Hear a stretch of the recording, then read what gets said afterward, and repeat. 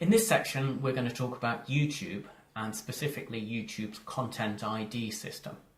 Although we're focusing on YouTube, the same applies and increasingly applies across all social media networks. Facebook, Vimeo, etc. are all developing technology and releasing technology that essentially scans for the use of copyrighted material in videos. Now, when I say copyright material, I mean anything from stock footage, images, and music.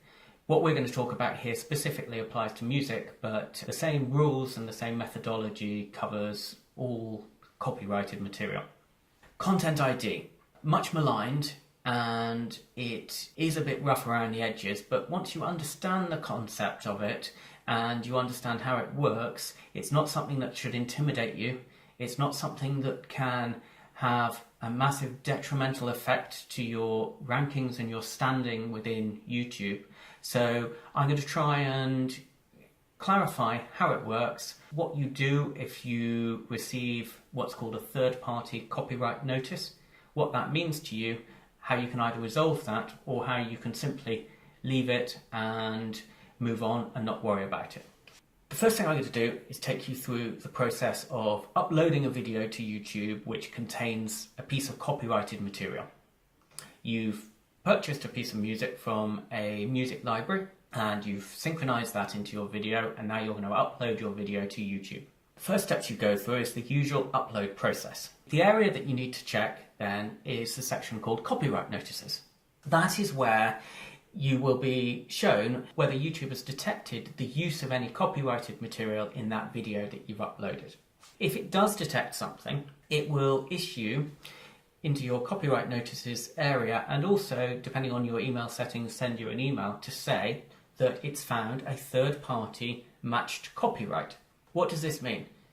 Well, firstly, it doesn't mean that YouTube is going to pull your video or demote your standing and your account status. What it just means is it's passively informing you that there is copyrighted material in your video. Now, you have a couple of options then.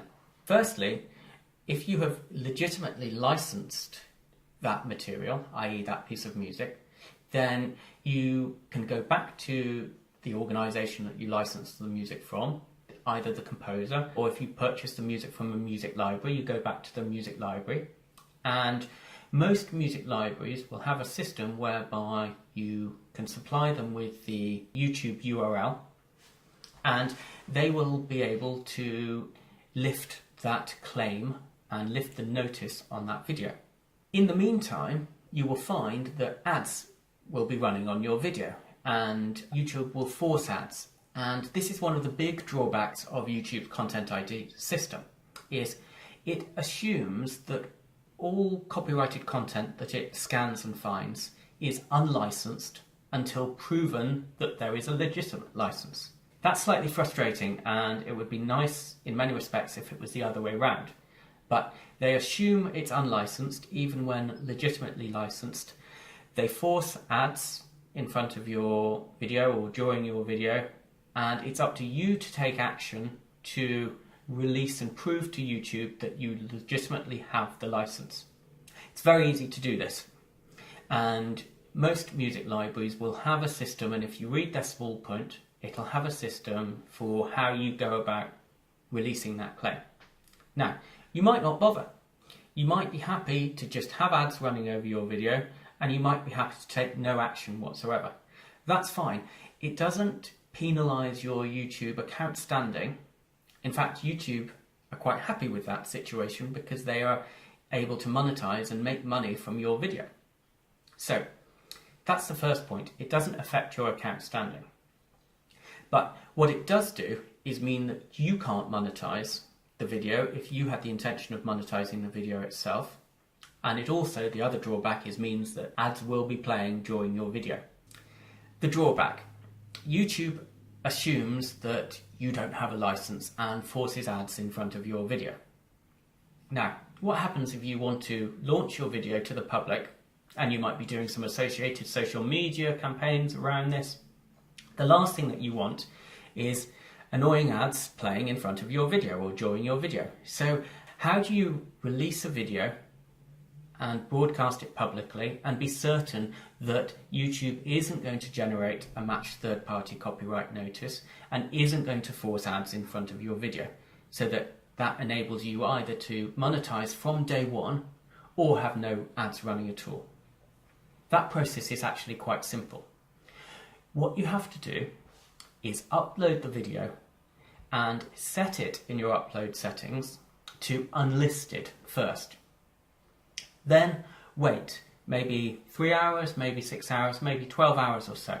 In that time, and while it's unlisted, YouTube will scan the video and detect any third-party copyrighted content.